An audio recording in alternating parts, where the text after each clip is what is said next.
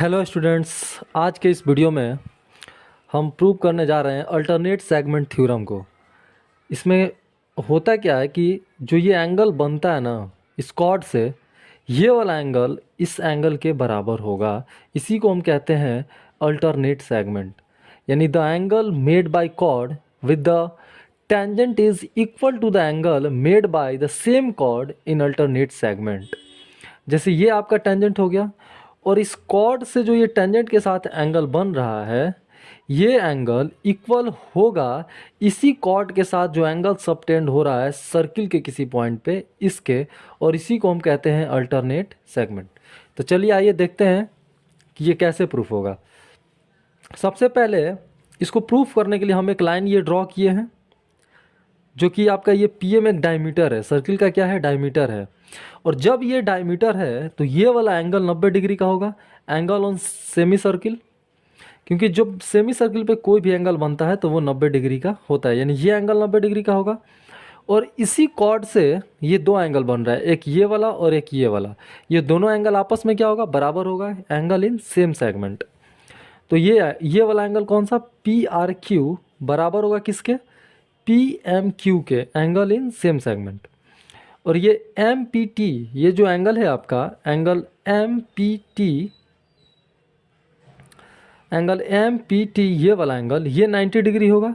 ये 90 डिग्री इसलिए होगा क्योंकि ये टेंजेंट के ऊपर सेंटर से जब कोई लाइन आता है तो ये टेंजेंट के साथ 90 डिग्री का एंगल बनाता है। तो ये वाला एंगल जो आपका एम पी टी हो गया ये 90 डिग्री का होगा। और ये वाला जो एंगल है आपका M P Q, M P Q, ये 90 माइनस थीटा, ये 90 माइनस थीटा इसलिए होगा क्योंकि ये अगर दोनों 90 डिग्री है तो हम इसको थीटा मान लेते हैं। किसको, एंगल क्यू पी टी को अगर हम थीटा मान लेते हैं तो ये हो जाएगा 90 माइनस थीटा, क्योंकि दोनों को सम करने पे 90 डिग्री आता है। और ये आपका 90 माइनस थीटा और ये एंगल आपका 90 डिग्री का होगा, कौन सा, एम क्यू पी। ये जो एंगल है एम क्यू पी 90 डिग्री का होगा। क्यों, क्योंकि ये सेमी सर्किल पे जब भी कोई एंगल बनता है सेमी सर्किल से तो वो 90 डिग्री का होता है, angle subtended bye semi circle. तो अब यहाँ पर एंगल पी एम क्यू जो होगा, ये पी एम क्यू जो होगा ये 180 डिग्री माइनस ये 180, ये अब ये वाला एंगल निकालना है तो हम इन दोनों के सम को 180 में से माइनस कर देंगे तो ये निकल जाएगा, बिकॉज पी एम क्यू एक ट्रायंगल है। तो यहाँ से एंगल पी एम क्यू निकालने के लिए हम क्या करेंगे, 180 डिग्री माइनस 90, ये वाला 90 प्लस 90 माइनस थीटा। जब हम इसको सॉल्व करेंगे तो ये 90 90 180 होगा और ये कट जाएगा और ये माइनस माइनस प्लस थीटा, यानी मेरा पी एम क्यू भी थीटा आ गया। ठीक है, जब मेरा पी एम क्यू थीटा आ गया तो ये पी एम क्यू किसके बराबर है, पी आर क्यू के, because angle in same segment. यानी जो पी एम क्यू है ये पी आर क्यू के बराबर होगा।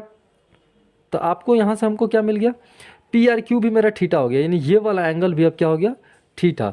जब ये थीटा और ये भी थीटा, यही हमको प्रूफ भी करना था, यानी एंगल पी आर क्यू बराबर हो गया क्यू पी टी के, यानी ये दोनों एंगल बराबर। और यही हमको प्रूव करना था कि एंगल इन अल्टरनेट सेगमेंट बराबर होता है।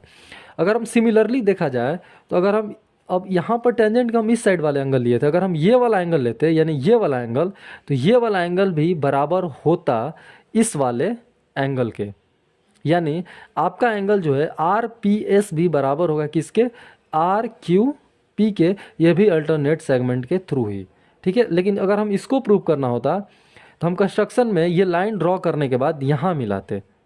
ठीक है, तो फिर आपका ये और ये सेम सेगमेंट पहुँच जाता।